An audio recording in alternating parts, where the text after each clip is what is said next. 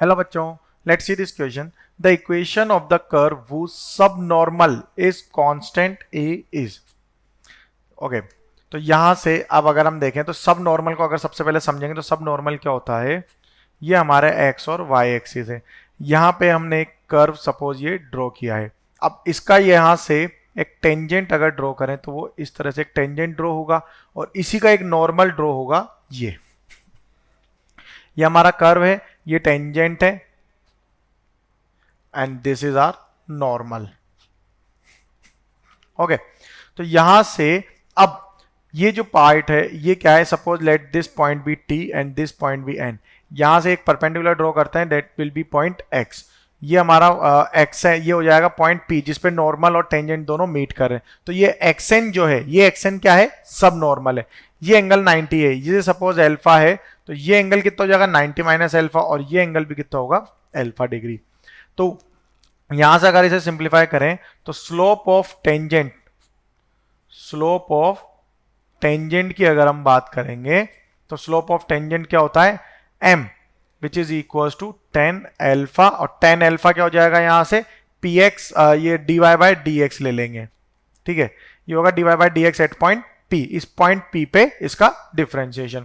अब सब नॉर्मल क्या है यहां पे, सब नॉर्मल की लेंथ क्या है xn. ओके, तो यहां पर अगर हम ट्राइंगल कंसिडर करें pxn, ठीक है, ये जो pxn ट्राइंगल है इसमें टेन एल्फा क्या हो जाएगा, टेन एल्फा हो जाएगा perpendicular upon base, that is xn upon base क्या है y. और y को क्या लिख सकते हैं यहां से, ये होगा हमारा xn अपॉन y. तो ये हो जाएगा यहां से xn is equal to y tan alpha.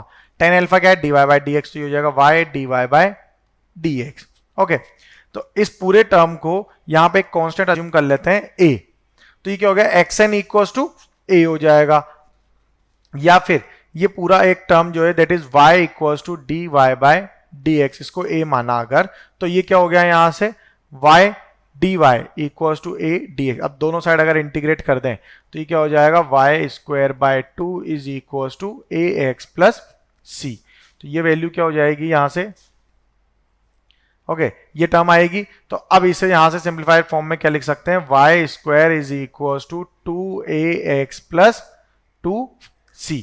Okay, अब इस 2c को यहां पे ये हमारा क्या होता है, एक कांस्टेंट होता है. तो इस कांस्टेंट को अलग से नेमिंग कर देंगे जिसमें कांस्टेंट सिंगल टर्म लेते हैं हम. तो यहां से इसका कांस्टेंट क्या हो जाएगा, Y square equal to 2ax plus, let us assume it be b equal to क्या हो जाएगा यहाँ पे 2c, since b equals to 2c. तो ये इक्वेशन क्या हो जाएगी, y square is equals to 2ax plus b. So our final answer is y square equals to 2ax plus b, that is option b. Best of luck.